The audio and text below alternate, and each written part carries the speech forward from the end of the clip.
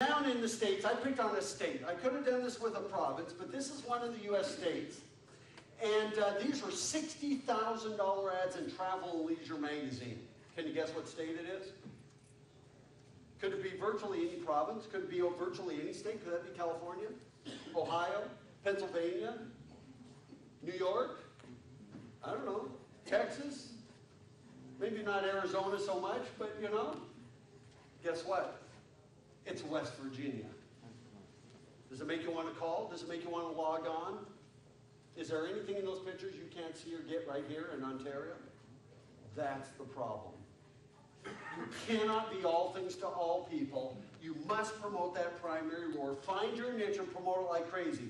If you head over to Saskatoon, you'll see billboards like this.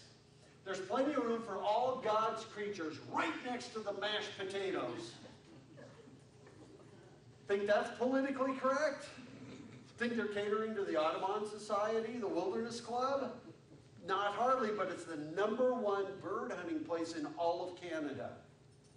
Find your niche and promote it like crazy. The narrower the focus, the stronger your success will be. And even for you in business, this is not just about communities, it applies to business. I'll give you one case history. This is Stu Leonard's in Connecticut. It's a grocery store. And they're a mom and pop grocery store, and they got what we call the Walmart syndrome. Walmart's coming to town, and they're going to put us out of business. They've been in the family for almost 100 years. What do we do to save our business? Because they couldn't compete with Walmart. And on the heels of Walmart, Costco was going to come in. And they go, they're going to put us out of business. We can't compete. And they thought, you know, if we narrow our focus, then maybe we can win. So they did. They narrowed their focus on the farm fresh produce and dairy. Because Costco and Walmart are not known for farm fresh, they went out and made sure everything was farm fresh. They put their whole focus on it. And they even, to prove the point that they're about farm fresh, they have staff dressed as cows and chickens. How would you like a job there? They put a world-class bakery inside the store. Because those big boxes could not compete with farm fresh and fresh baked goods. And so they put a farmyard zoo out in front just to prove it. They have displays that go moo or cluck to make it fun and to point out the farm fresh. They have free ice cream if you spend $100 or more. And their slogan is, profit is the applause of happy customers. And guess what? There's what they're known for. They have the highest per square foot retail sales of any grocery store on earth. That is the power of narrowing your focus. And they now open their 5th store. So bring it on Walmart, bring it on Costco. They're winning. Can you still buy laundry detergent there? Sure. But what puts them on the map was that point of differentiation. They've won, there they are, Guinness Book of World Records. They've won just about every kind of award you can imagine. Pretty incredible. In the end, you must jettison the generic. Because something for everyone will result in mediocrity and ultimate failure. Memberships can kill your branding efforts. So once again, you must jettison the generic. And by the way, in your marketing, we want you to avoid these words and phrases. So here we go. You ready? There you go. Look familiar? Yeah, so I'm going here. I'm just warming up. So look at these lists. Could this list virtually fit any town anywhere in Ontario? You know, Quebec or anywhere else? And by the way, that's the first column. I'm not done yet. I'm still warming up. We've still got a whole other list over here to go. I showed this list in Wisconsin. We had about 1,200 people in the audience, and a lady raised her hand and way in the back. I said, yes, ma'am, can I help you? She goes, I think we're using all of those. See what I mean? We wonder why 97% of our marketing doesn't work. You must jettison the generic. And so, you know, look at these. Local taglines. Here's what I heard. Okay, we saw Huntsville. Touch the past, embrace the future. Does that make you want to go to Huntsville? Does it make you want to invest in it? Does it tell you anything about the community? Isn't that Bracebridge also? And Gravenhurst? And Perry Sound? And Aurelia? And everybody else? Yeah, we all want to touch the past and embrace the future. Okay, how about Huntsville? Oops, I misspelled that. Sorry about that. I do know how to spell it. This is what happens when you do these things late at night. The heritage town. I still don't know what that means. Or don't you have a lot of heritage here too? And so then there is Georgian Bay. Who knew nature could be this fun? Could that be anybody? And so there you go, Gravenhurst, gateway to Muskoka. By the way, a gateway is something you pass through to go somewhere else. And one of the first things I heard when people heard what we were doing here, they said, you need to go help Gravenhurst. Well, maybe that's why. Picking on your neighbors. Not really. Okay. Muskoka, Ontario's most popular playground. Really? I doubt if Collingwood would agree with that. And some other places. See what I mean? The other thing about this is it has to be believable. Okay?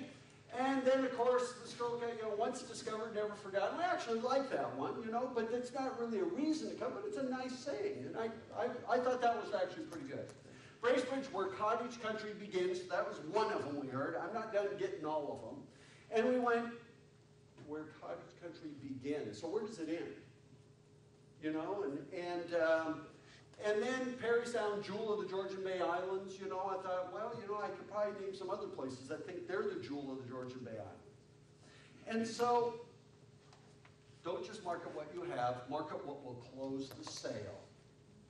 And by the way, the days of marketing lists are over. So look at this list over here on the left. Could that be any of these towns?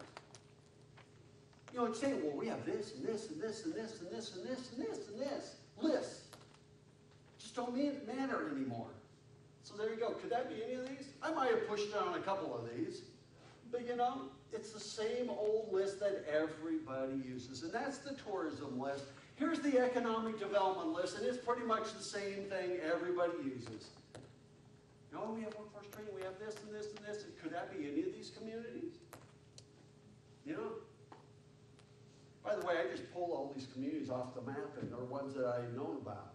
But the point is, it probably rings true for all of them. And that is the challenge. You must jettison the generic. So I want to show you a little town in Michigan.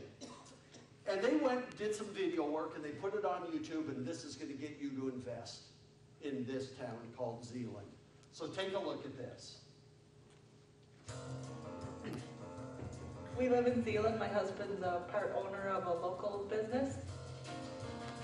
The neighborhood, it's a close-knit community with historical homes and a short walk to the downtown, which we enjoy. The neighbors that look out for one another, the small hometown feel that Zeeland enjoys, and the merchants that all know you when you come in the door. A lot of times we like to ride our bikes as a family, walk downtown. We enjoy going to the parks, playing in the backyard with some of the other neighborhood children. Our kids especially love the Zeeland Bakery because they like the cookies. It's a great community to raise a family and to spend time in. Now, first of all, I think they filmed it at the wrong time of year, right? I'm going riding my bikes and playing. Okay, but look at their list. So here's what their marketing pitch was. It's a close-knit community. Oh, could that be Bracebridge? Could that be virtually anybody in Michigan? Historical homes, small hometown feel, short walk to downtown, neighbors look out for one another, merchants know you. We ride our bikes as a family, enjoy going to local parks, playing in the backyard. They like the bakery. I'm sure there's some little restaurant that people like here. Great community to raise a family, spend time in. See what I mean? And you wonder why 97% of our marketing is ineffective. So they did another one for economic development. We love Zeeland. It's a great community, a great connection for us. The smallness, the closeness, great school systems. There's a lot happening here. We've had customers from Europe wouldn't give us the time of day for 2 or 3 years, and they come in with 3 or 4 or 5 people. Everything changes because of the excitement. They can feel our excitement, the community excitement. Feel the zeal, the new slogan is a great thing. And feel the energy. And I think that energy and optimism, zeal, spirit is the right way to face the future. I always agree with Fred. So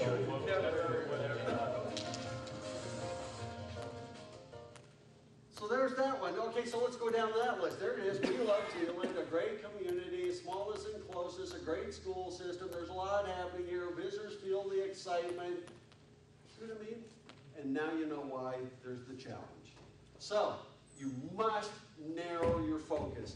Now, even in downtown, we saw Shop and Dine, of course. We saw Live and Work, and, you know, we saw Relax and Revive, which we can do anywhere. Now, I'm not saying that these are bad. I think these are great pole banners. I wouldn't change them. I like the color. I like what they say. But once we're downtown, these are great things we can do down there. But to market to people to come to Bracebridge, you can't use these words. See what I mean? Because we could do that anywhere. You know, and so we did see them. You know, they come and explore. They're fine since they're already here, and it embraces what you have to offer. But it's not a primary reason to come. You know, well, there we go. So, that's the challenge. So that's number 2. Number 3, here we go. A brand is a perception. It's what people think of you, not what you say you are. And that's what a brand is. And here's how they're created. Number 1 is visual cues. As we drive through, what do we see about Bracebridge and what is the message? So that's what a brand is. It's the people and the attitudes. When we stop at a restaurant, what do they say? And then word of mouth, publicity, social media. That is how you create perceptions. So, it's also a promise that you will deliver on that perception. So I'm going to give you